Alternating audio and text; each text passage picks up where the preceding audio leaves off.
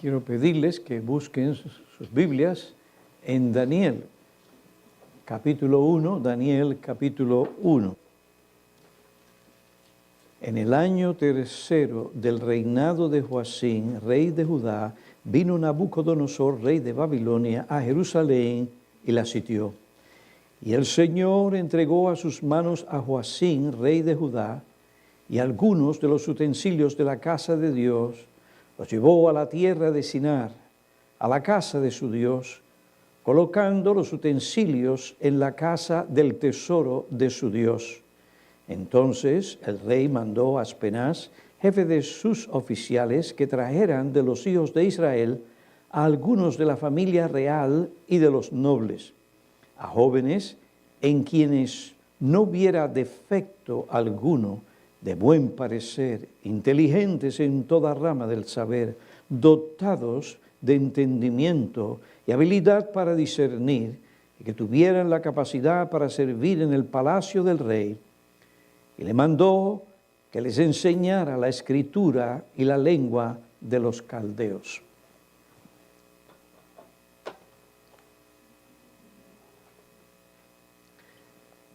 Después de derrotar a Joacim, rey de Judá, Nabucodonosor, rey de Babilonia, llevó a su tierra a algunos de la familia real y de los nobles. El rey mandó a Aspenaz, jefe de sus oficiales, a escoger jóvenes aptos, sin defecto, de buen parecer, con cuerpos bien formados y saludables y con una personalidad atractiva. Estos jóvenes tenían que ser inteligentes, sabios, dotados de entendimiento, discernimiento. ¿Para qué? Para que pudieran recibir una buena educación que les permitiera estar presentes y servir a Nabucodonosor en la corte real. Así que por 3 años estos jóvenes recibieron una gran educación. Esta educación les enseñó la escritura y la lengua de los caldeos. La escritura se refiere a la literatura de los babilonios que contenían la ciencia y el conocimiento alcanzado hasta ese momento por los maestros de Babilonia. La ciencia incluía la astrología. Esto para ellos era parte de la ciencia. La ciencia incluía la astrología, la astronomía, la matemática y otras materias. Una fuente de información dice que la Babilonia antigua utilizaba todas las formas de ciencia para el rey y el Estado, incluyendo la astrología. Tras observar los planetas y las estrellas, los científicos babilónicos sugerían al rey cuestiones como cuándo y dónde sembrar, cuándo emprender acciones diplomáticas, cuándo ir a la guerra. Los antiguos babilonios fueron los primeros en usar las fracciones para realizar observaciones astronómicas avanzadas y crear uno de los calendarios más precisos del mundo antiguo. En Babilonia, la ciencia y la religión estaban estrechamente entrelazadas. La lengua de los caldeos, que Daniel y sus amigos tuvieron que aprender, era el idioma de los babilonios. Aprender este idioma permitió que estos jóvenes se comunicaran bien con los habitantes de Babilonia. Les ayudó a entender las costumbres y la cultura de aquella gran civilización. Consideremos en primer lugar el propósito principal de la educación que estos jóvenes recibieron por mandato del rey en Babilonia. El propósito principal de esa educación. El mandato de Nabucodonosor a que los jóvenes hebreos aprendieran el idioma de Babilonia era parte de una gran estrategia, de un gran plan que Nabucodonosor elaboró para que estos jóvenes hebreos adoptaran las costumbres, las tradiciones, la cultura, la religión y las filosofías y la forma de pensar de Babilonia. El idioma es un medio de comunicación muy importante en toda sociedad o civilización. Une a los habitantes de una nación en costumbres, tradiciones y cultura.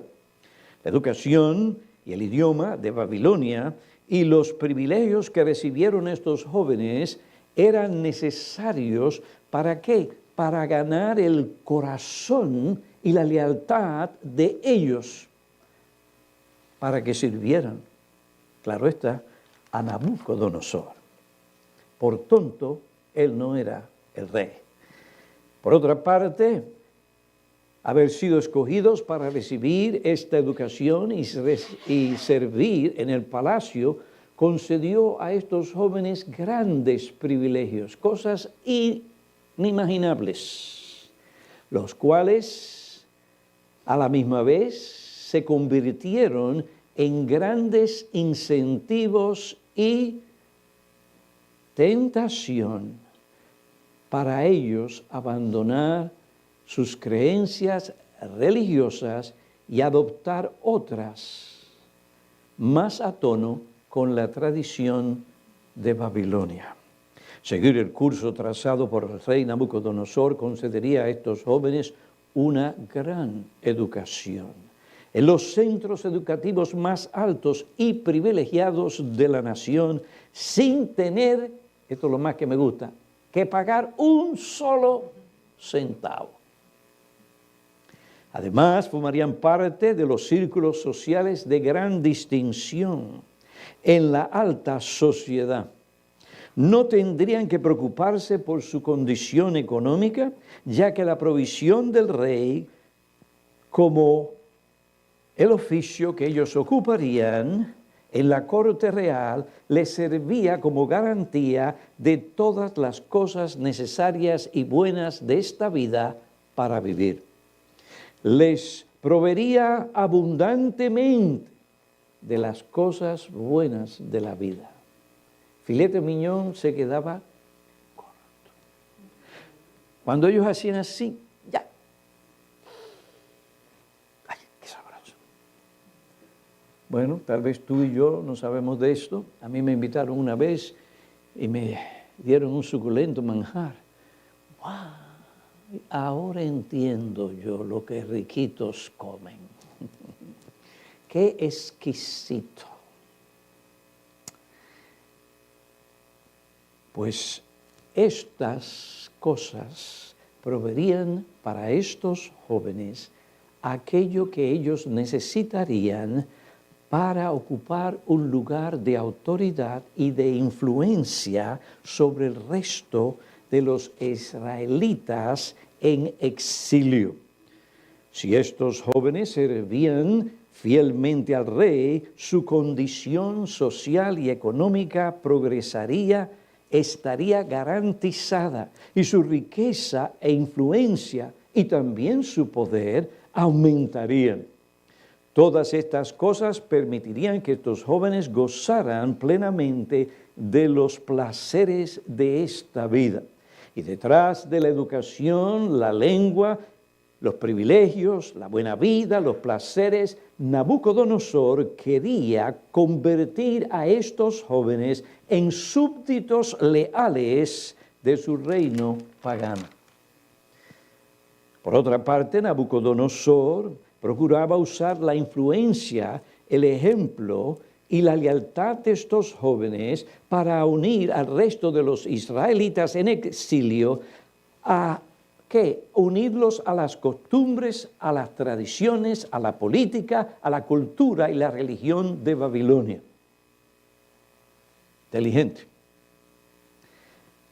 Belcam se dio cuenta de las implicaciones peligrosas y por esta razón dice, si estos jóvenes hubieran adoptado el paganismo y absorbido su religión y a su Dios, ellos hubieran ejercido una poderosa influencia pagana sobre los israelitas y no hubieran pasado mucho tiempo antes de que la nación judía, el pueblo del Señor, fuera absorbida o tragada completamente por el poderoso imperio babilónico. Los pueblos hubieran sido absorbidos. Este pueblo de Israel hubiera sido absorbido y asimilado. En otras palabras, el pueblo judío hubiera desaparecido. Entonces, ¿cómo se hubiera cumplido el propósito salvador de Dios? ¿Cómo? Si ellos hubieran sido asimilados, poco a poco, la nación judía se hubiera desintegrado y hubiera desaparecido. Entonces, ¿qué de las profecías? ¿Qué de la salvación? El Señor Jesucristo dijo, la salvación viene no de los gentiles, dice de los judíos. Juan 4:22. Esto nos enseña que detrás del plan ingenioso, sutil y siniestro de Nabucodonosor estaba la actividad del diablo, la antigua serpiente que buscaba impedir el cumplimiento del plan redentor de Dios, que según la promesa sería a través de la simiente de la mujer y de ahí vendría el Señor Jesucristo. Y tú preguntarás, ¿por qué el diablo pasa tiempo en esto? ¿Por qué el diablo no se pone a hacer otras cosas? ¿Acaso no es él el Dios de este mundo, como él dice? Tantas otras cosas. ¿Por qué tratar de impedir el cumplimiento de la promesa de Dios? La Biblia nos responde, porque el diablo desde el principio fue un homicida. Desde el principio, el diablo es un homicida y no se ha mantenido en la verdad. Juan 8:44, porque no hay verdad en él. Cuando habla mentiras, habla de su propia naturaleza, porque es mentiroso y padre de mentira. Él quiere acabar con el hombre. Esto lo vemos desde el principio.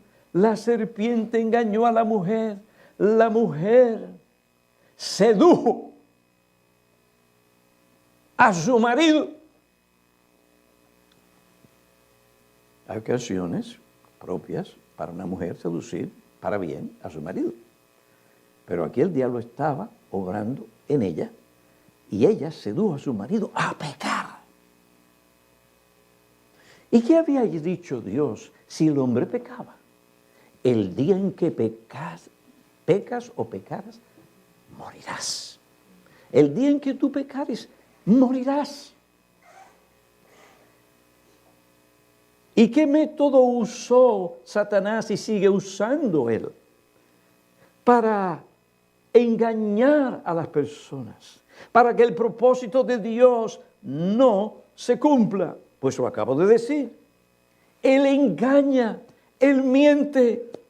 Su fin es traer la muerte del hombre. Cuando el hombre pecó, la imagen de Dios en el hombre fue distorsionada. Pero hay personas que les gusta dar muerte a otras y en el proceso, ¿qué hacen? La desmembran. Le hacen mucho daño.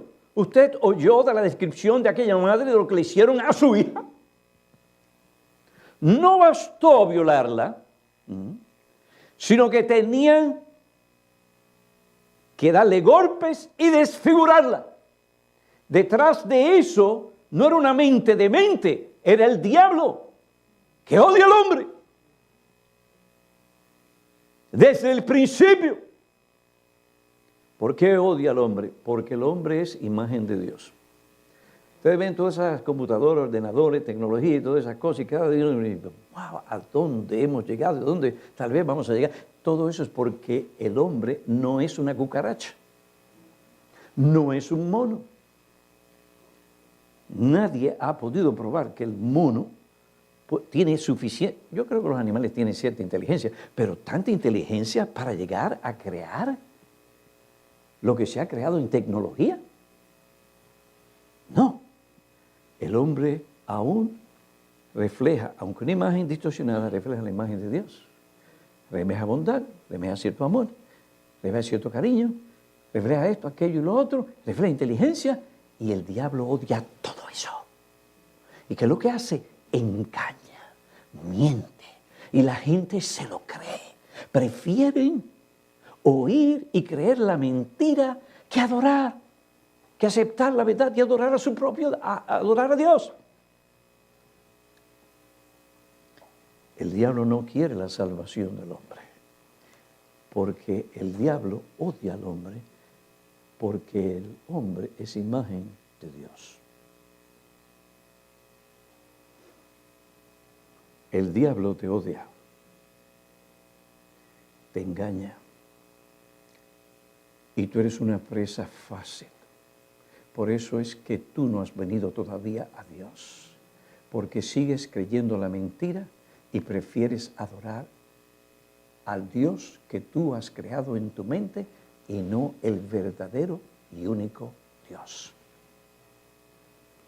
Detrás de Nabucodonosor, detrás de todos esos sistemas de gobierno que se oponen a Dios, ¿quién está presente? Vaya al libro de Daniel, lea, para que usted vea que detrás del escenario está la actividad diabólica para destruir al pueblo de Dios. Pero ¿quién es el que ha de ganar y está ganando esa batalla? Dios. Dios. Detrás de todos esos sistemas que se oponen a la verdad, que se oponen al evangelio, que se oponen a que tú conozcas la verdad para que seas salvo, está el príncipe de los demonios que no quiere perderte. Lo que quiere es verte en ese camino de perdición para que tu alma eterna sea echada con él en el infierno. Y allí estarán algunos de ustedes si no escuchan y prestan atención a la verdad que Dios misericordiosamente, por el evangelio, la enseñanza, les trae a ustedes hoy. Jesús dijo, la verdad, no la mentira de Satanás, Juan 8,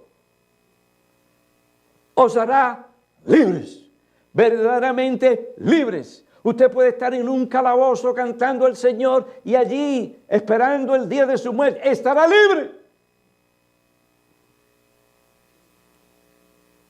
Jóvenes, quiero decirles que aunque el rey Nabucodonosor murió, su espíritu diabólico está todavía presente en estos días, que busca ocultar la verdad para que ustedes no se conviertan, para que ustedes no busquen a Dios. Les pinta las cosas como no son. Se las estaba pintando a estos jóvenes. He aquí los placeres, he aquí la buena vida, he buenas carnes, he aquí los buenos manjares, los mejores vinos, los mejores privilegios, las mejores universidades. Y todo esto para engañarles.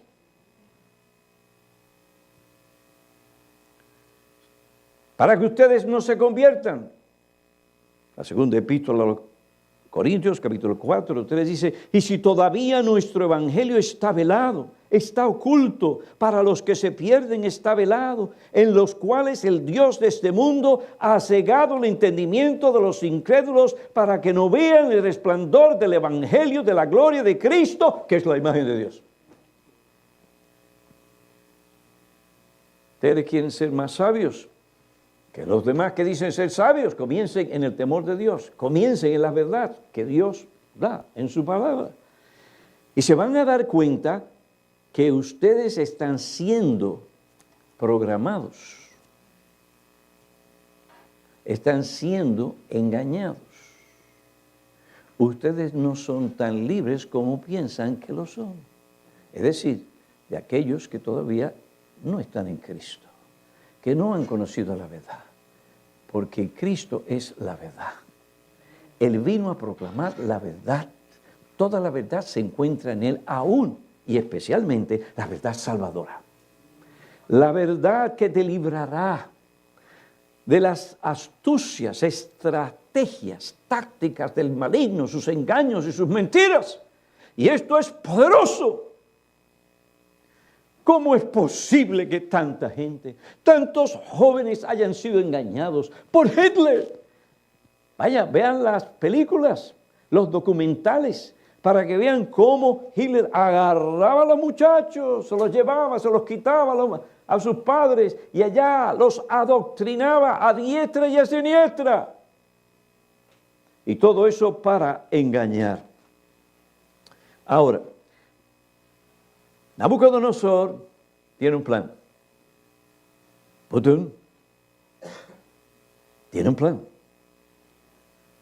En China, el dirigente tiene un plan. Otras personas y grupos tienen un plan. Ahora, Nabucodonosor tenía un plan. Y este era un rey de un vasto imperio. Él tenía un plan. Pero para lograr su gran plan, su plan malvado, Nabucodonosor utilizó varias estrategias. Vamos a considerar dos nada más. Probablemente este va a ser el mensaje un poquito más largo. Los demás, misericordia.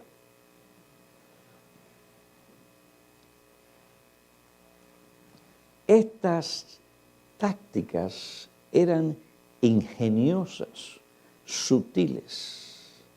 Y desde la perspectiva de Nabucodonosor, eran estrategias probadas y efectivas. El rey utilizó la estrategia de la separación, del adoctrinamiento, de la confusión y de la asociación comprometedora para lograr sus objetivos. Consideremos de cerca las estrategias que Nabucodonosor utilizó para lograr su gran propósito o su plan. La primera fue la estrategia de la separación. Separa, conquista. Divide, conquista. La técnica o estrategia de la separación. Un grupo de jóvenes de la familia real y de los nobles, de los hijos de Israel, fueron deportados a Jerusalén, de Jerusalén a Babilonia. Esto trajo una separación entre estos jóvenes y ¿quiénes?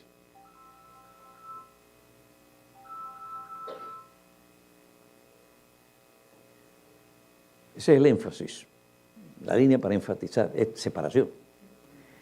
Esto trajo una separación entre los jóvenes y sus padres. Entre ellos y el liderazgo y los centros religiosos en Jerusalén. Tal separación impediría que estos jóvenes continuaran bajo la instrucción y la influencia piadosa de sus padres y de las instrucciones religiosas establecidas por Dios en Jerusalén. ¿Qué estrategia? Deben los jóvenes. Y hoy en día nos dicen desde más temprana edad. Sinclair Ferguson comenta, estos jóvenes fueron aislados de la influencia que moldearía su vida y carácter en los caminos del Señor. Fueron separados de la adoración regular que se presentaba a Dios. Fueron alejados de la enseñanza de la palabra de Dios, de la comunión y de la sabiduría del pueblo de Dios y de la instrucción, ilustración y ejemplo diario de lo que significaba ser un ciudadano de Jerusalén.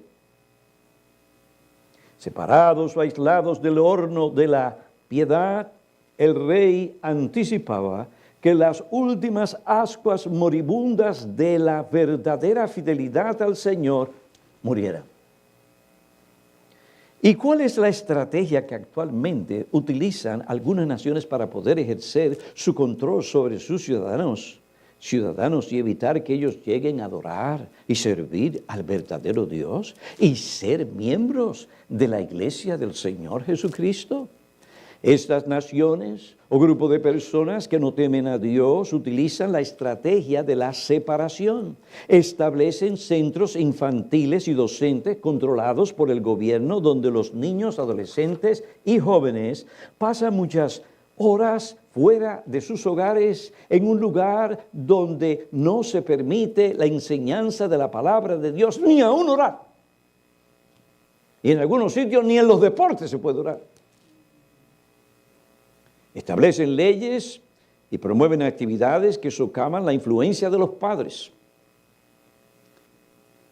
Se establecen actividades recreativas, sociales y deportivas con el propósito de que los niños y los jóvenes pasen la mayoría del tiempo aislados de sus padres.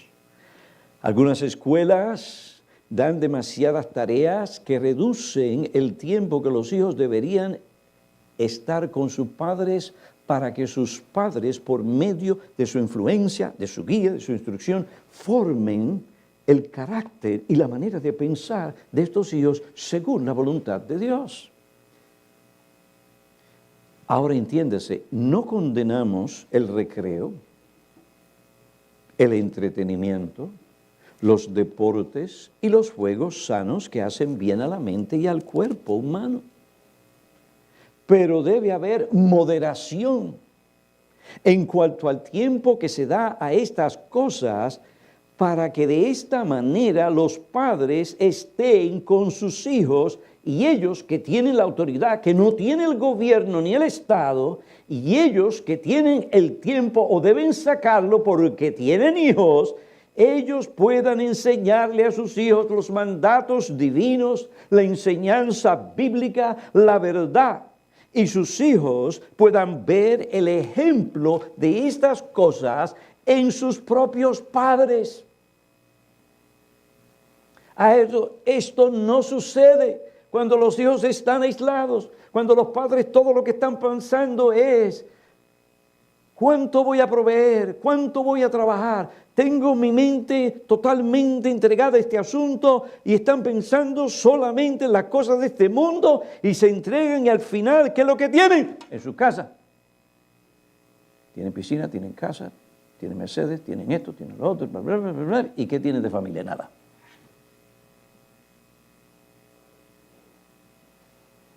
¿Cómo es posible que los ricos, yo no tengo problema de que tú llegues a ser rico. Y cuando llegues a ser rico no te olvides de mí. Porque el problema no está en la riqueza. No.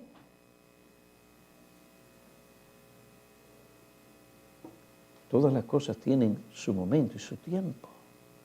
Pero no podemos dejar que estas cosas nos impidan dar a nuestros hijos la instrucción y el ejemplo que necesitan ver de nosotros. No solamente eso, son los padres los que tienen autoridad realmente para disciplinar y de esa manera formar el carácter de sus hijos.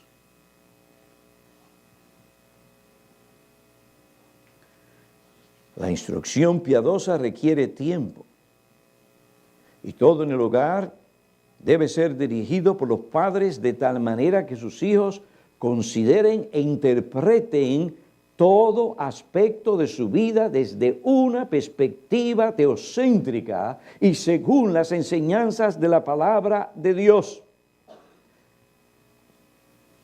¿Y qué le dice Dios a los jóvenes, a los hijos? Dice,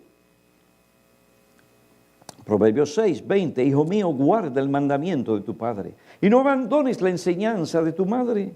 Átalos de continuo en tu corazón, enlázalos a tu cuello. Cuando andes te guiarán, cuando duermas velarán por ti y al despertar te hablarán contigo, porque el mandamiento es lámpara, la enseñanza luz y camino de vida, las reprensiones de la instrucción para librarte de la mujer mala, de la lengua suave, de la desconocida, no codicies, y por ahí sigue. Jóvenes, Dios les manda a ustedes que tienen padres piadosos, a escuchar la instrucción y la enseñanza de ellos. Es un gran privilegio. Nos dicen que no se puede hacer. Pero en el Antiguo Testamento, como en el Nuevo Testamento, como en la historia de la Iglesia, como en el presente, lo que Dios dice que se puede hacer por medio de su Espíritu, se puede hacer y se está haciendo. Y hay una gran diferencia, usted lo ve, entre niños que están bajo la influencia de la enseñanza sana, correcta, objetiva, de padres cristianos, y otra donde los hijos generalmente se crían no bajo esa influencia. Hay una distinción. Se ve cómo hablan, cómo se visten, en muchas cosas se ve. Hay una gran responsabilidad para ustedes jóvenes. Yo espero que ustedes entiendan eso. La otra estrategia que el rey Nabucodonosor utilizó para convertir a estos jóvenes en israelitas es el adoctrinamiento, no solamente la separación, sino el adoctrinamiento, con el fin de darles una educación formal. Nabucodonosor mandó a Aspenaz, jefe de sus oficiales, que le enseñara la escritura y la lengua de los caldeos. Él sabía lo que hacía, era una buena inversión, y él tenía paciencia. Esto parece algo inofensivo. ¿Qué de malo tiene una educación o qué tiene de malo una educación como esa? Esto depende de las razones por las que se recibe la educación o se busca. Depende de la razón por la cual usted quiere aprender otro idioma. ¿Qué de malo tiene aprender otro idioma? Depende del por qué y para qué. En este caso, Nabucodonosor quería cambiar las creencias religiosas que los padres habían dado a sus hijos y cambiar también las convicciones que se forjaron en su corazón por una educación religiosa. Nabucodonosor quería aculturar a estos jóvenes de una manera u otra, es decir, él quería introducir en ellos elementos culturales de su nación para que ellos abandonaran las costumbres, las tradiciones, la cultura y sobre todo la religión bíblica que estos jóvenes habían aprendido por medio de sus padres. Como otro dijo, el propósito de este curso en el idioma y la literatura caldeos no era meramente académico, era reeducar sus mentes para que pensaran como babilonios en lugar de israelitas. En esto, como en otras cosas, la advertencia de nuestro Señor es profundamente verdadera. Los hijos de este mundo, como dice Sinclair Ferguson, a menudo tiene más sentido común práctico que los hijos de Dios. Demasiado a menudo nosotros hacemos las preguntas más superficiales, tales como, ¿hay alguna frase o expresión vergonzosa usada por este o aquel otro escritor en ese libro? Si el libro que los niños leen no usa palabras o frases vergonzosas, los padres no se preocupan por saber el propósito del libro, ni por saber cuáles son las enseñanzas y los argumentos que el escritor utiliza para cambiar la mente y convencer a sus lectores de aquello que él quiere que ellos aprendan, apoyen y adopten como su filosofía de vida. Dije mucho en ese espacio de lo que acabo de declarar. Ferguson añade, el asunto más profundo que nos precisa reconocer es que los impíos piensan de manera diferente a los piadosos. Esto es evidente no simplemente en el lenguaje que se usa, sino en la manera total de contemplar la vida. Los impíos ven la vida sin Dios. Dios no está en sus pensamientos, no hay temor de Dios delante de sus ojos. Sus obras literarias, sus escritos, su enseñanza expresan un punto de vista hacia el mundo que es totalmente distinto al punto de vista de las Escrituras. Fue este punto de vista impío aquello con que los hijos de Jerusalén estaban siendo adoctrinados.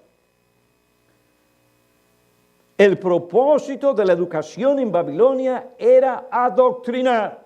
El propósito actual de la televisión y de los medios es adoctrinar. No hay tal cosa como algo neutral. Y cuando usted se sienta porque está cansado, y hace, si es que no tiene, pónmelo en Fox News, ¡plá! Yo no creo que todavía eso existe, pero por si acaso. Es adoctrinamiento. Ahora, uso el término adoctrinar o adoctrinamiento para referirme a la práctica de repetir un asunto, una idea, una creencia a alguien hasta que lo acepte sin críticas y sin cuestionamiento. El adoctrinamiento es esa práctica de repetir un asunto, una idea o creencia, sea verdad o no lo sea, a alguien hasta que lo acepte sin críticas ni cuestionamiento. Ustedes cuestionan a sus padres, pero no cuestionan al mundo, ¿verdad? ¿Cuál es la diferencia entre educar y adoctrinar? Hay una gran diferencia. Alguien escribió correctamente, la educación ofrece elementos con el propósito de que a partir de ellos cada persona genere sus propios criterios y opiniones. Eso es educar. En cambio, el adoctrinamiento transmite posturas ideológicas para que sean absorbidas pasivamente por otros. El adoctrinamiento niega la libertad del pensamiento y sustituye la argumentación y el diálogo por la fe ciega en quien adoctrina. ¿Por qué razón nosotros le llamamos a ustedes a venir a nuestra iglesia a estudiar las Escrituras y le decimos, abran sus Biblias, busquen en tal lugar? El predicador presenta la verdad y después de haber presentado la verdad, ahora viene a enseñar. Da la enseñanza, muestra que eso es lo que dice la Escritura. ¿Cuál es el deber de aquel que se sienta una vez tiene todas estas cosas?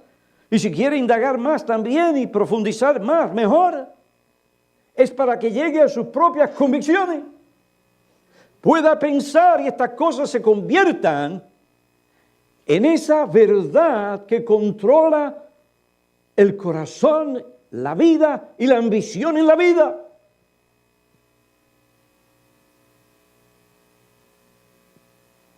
¿Qué dice la Biblia? Me acuerdo, a uno de mis nietos decía, cuando estaba dando su predicación, pequeño, ¿qué dice la Biblia? ¿Qué dice el texto? El texto no dice esto, el texto no dice aquello, el texto... Y yo estaba oyendo escondido. Pero oye, está predicando el hombre.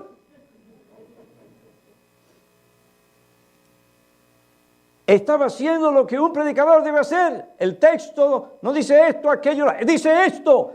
Miren lo que dicen las palabras en relación a su contexto, en relación al resto de la enseñanza bíblica. ¿Lo ven? Piensen. Es así. Aplíquenlo. Aunque Nabucodonosor murió, su estrategia de adoctrinar no desapareció. Se sigue usando para controlar tanto a niños, adolescentes como jóvenes, incluso a las masas. Este adoctrinamiento se lleva a cabo mediante los medios de comunicación masiva. Cuando los padres permiten que sus hijos lean libros, vean programas y películas de la televisión, vayan al cine, usen el internet, o sean enseñados por otros sin supervisión personal, han expuesto a sus hijos al adoctrinamiento. En nuestra sociedad, tal adoctrinamiento sucede cuando los padres no están envueltos o no participan en la educación escolar que reciben sus hijos. O cuando los padres permiten que las filosofías antibíblicas como el agnosticismo, ateísmo, humanismo, relativismo, individualismo, narcisismo, materialismo, hedonismo, se enseñen a sus hijos sin su input, sin su instrucción. ¿Pueden ustedes, jóvenes, decirme a mí qué significan todas estas filosofías? Porque eso es lo que ustedes están recibiendo día tras día.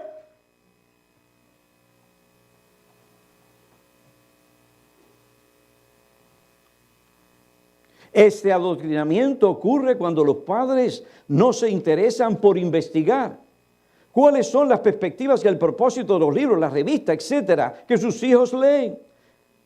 Cuando los padres no contrarrestan correcta y eficazmente esta filosofía con las enseñanzas de la palabra de Dios. La Biblia responde a todas estas falsas enseñanzas. Pero usted tiene que conocer qué dice la Biblia. Muchas escuelas públicas no solo enseñan ciencia, biología, matemática, tecnología, computarización, sino otras cosas, ideas contrarias a la palabra de Dios.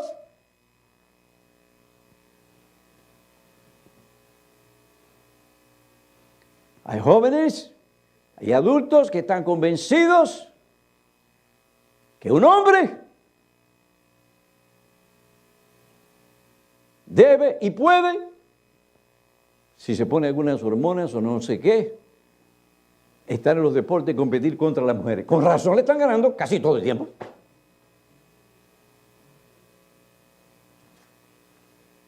Y creen y defienden tal cosa. Pero señores, eso es un abuso. No hay que tener en cuenta a Dios. Lo importante es lo que tú quieres, lo que tú deseas, cuando tú quieres, tus ambiciones y tus metas y tu autorrealización. Esa filosofía te dice que tú puedes vivir una vida de autorrealización, placer, satisfacción, riqueza y con propósito. Sin Dios. Esa es la filosofía de la ¿qué? Secularización. Y muchos jóvenes actúan así. Yo soy el que me voy a casar. ¿Para qué tengo yo que estar preguntando? Y mis padres, por favor. Sí, porque tus padres te conocen cuando llegaste al mundo desnudo. Y desde ahí te alimentaron, te vistieron, pum, pum, pum, pum, pum, pum, y conocen tu carácter. Y son padres piadosos, estoy hablando. Ellos saben muchas veces, mejor que tú, qué es lo que a ti te conviene. Ay, no, pero es que tiene unos hermosos ojos negros. Aquellos ojos negros de tu mirar, y por ahí siguen. Habrá repercusiones muy serias. Una madre ahora con 3 hijos y sin su esposo allí, porque está viviendo con otra mujer. ¿Ustedes creen que eso no afecta a los hijos? No, pues a sus hijos, les afecta a sus hijos. Es más, miran con sospecha a aquella otra mujer y dicen, ella es la culpable de que mis padres estén separados. Y cuando se casa el padre con la mujer y el padre quiere llevar a los hijos para allá, hay ese problema. ¿Usted ve? El pecado siempre trae consecuencias. Jóvenes adultos que desean casarse, formar un hogar, tener hijos. Ustedes parejas casadas que desean tener y educar hijos, recuerden que su responsabilidad es educar a sus hijos. Dios no dio tal responsabilidad a otros como se las dio a ustedes para que formen el carácter y dirijan a esos hijos a la salvación de sus almas. Y vosotros, padres, no provoquéis a ir a vuestros hijos, sino criarlos en la disciplina e instrucción del Señor. Efesios 6:4. Si Dios les da hijos, es su responsabilidad criarlos de esa manera. Cualquier otra persona, grupo, escuela que se use para enseñar ciertas materias o algún oficio o vocación deben ser supervisadas por los padres. Además de lo académico, los padres deben instruir a sus hijos en la sabiduría y conocimiento de la palabra de Dios, para darles, ¿qué? Discernimiento, para que ustedes no sean engañados. Hay gente allá afuera que engaña. A mí, vino un individuo, le voy a confesar esto, voy a decirlo, ya lo dije. Vino y se me presentó en mi casa. Ay, el pobre parecía que estaba desamparado. Y me cuenta la historia. Y me cuenta que él va a hacer esto, aquello y lo otro. Pero un arte, pero un arte. Que a mí me dio tanta, yo no sé qué fue. Que le di dinero. Después me arrepentí y hasta este día me arrepiento. Eso es un vividor, engañador. Ustedes padres tienen que enseñar a sus hijos discernimiento. Enseñarle a distinguir entre el bien y el mal, entre un vividor y un hombre industrioso y diligente, entre lo correcto e incorrecto, entre lo verdadero y lo falso. Deben formar el carácter de sus hijos, deben enseñarles a usar su dinero, el tiempo, etc. Deben enseñar suficientes argumentos bíblicos para que sus hijos lleguen a convicciones bíblicas y conozcan cómo refutar las filosofías falsas y erradas de este mundo. Bueno, el tiempo se me ha pasado, yo creo. Se me ha pasado. Me quedan... No, me pasé. Bueno. Jóvenes, ustedes se dan cuenta que yo no estoy hablando aquí por hablar. Estoy tratando de enseñarles a ustedes cosas muy importantes en su vida. Si los padres no se esfuerzan por impartir el conocimiento de la verdad bíblica de tal manera que quede profundamente plasmado en sus corazones, si los padres no imparten sabiduría y conocimiento de la verdad y muestran a sus hijos el error de estas filosofías humanas que se oponen a Dios y a la conciencia, estos hijos terminarán con almas destruidas. Si los padres permiten que sus hijos sigan el curso y los dictados de su corazón corrupto, ese estilo de vida que se opone a Dios, aunque, ¿qué va a pasar? Serán presas fáciles de los enemigos de sus almas. Y estas personas se ocuparán de llevarlos por ese camino que dirige a la destrucción. La Biblia nos dice que por la sabiduría del mundo, el mundo no conoció a Dios por medio de su propia sabiduría.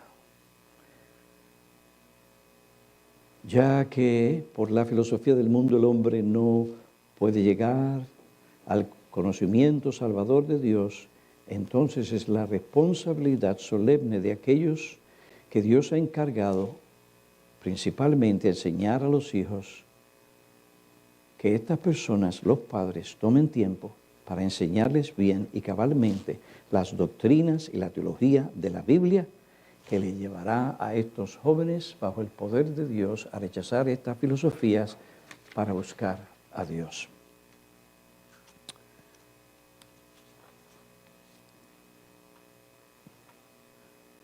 Y voy a terminar con eso.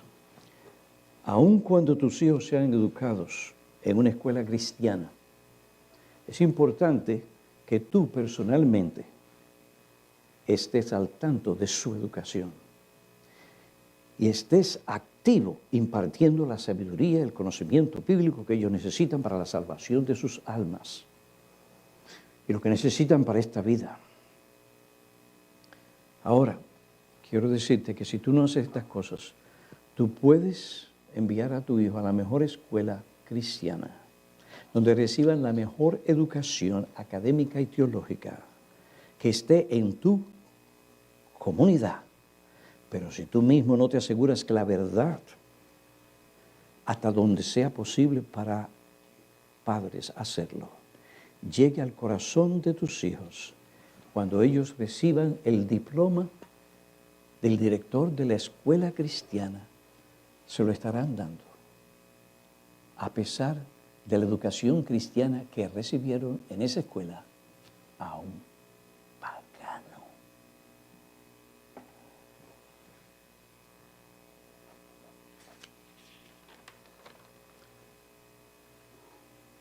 El propósito principal de Nabucodonosor, convertir a estos chicos en hombres paganos, fieles y leales a Él y a su estilo de vida que se opone a Dios. La táctica, separación, adoctrinamiento. Una vez me sirvan a mí, serán influencia sobre otros, sobre sus familiares, y yo continuaré en el poder.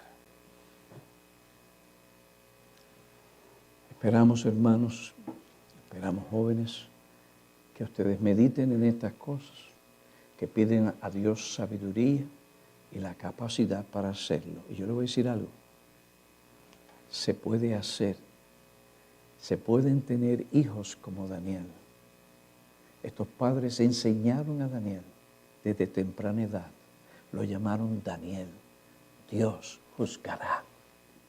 Y Daniel vivió en Babilonia, consciente o con la conciencia de que Dios le juzgará. Y a pesar de todo lo que le ofrecieron, él solo, porque los padres hicieron su trabajo, se mantuvo firme y no se contaminó. Y sirvió a Dios en una generación difícil.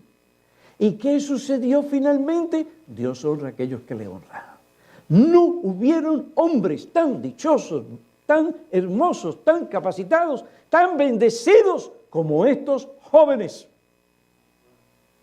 Dios los amparó, los bendijo, los usó, los fortaleció. ¡Qué clase de vida tan bendecida por Dios! ¿Tú quieres tener esa clase de vida? Entonces tú tienes que recibir la educación de tus padres, la educación bíblica de ellos, de la iglesia, y también pedir a Dios que te dé un corazón para recibir estas cosas. Vamos a orar.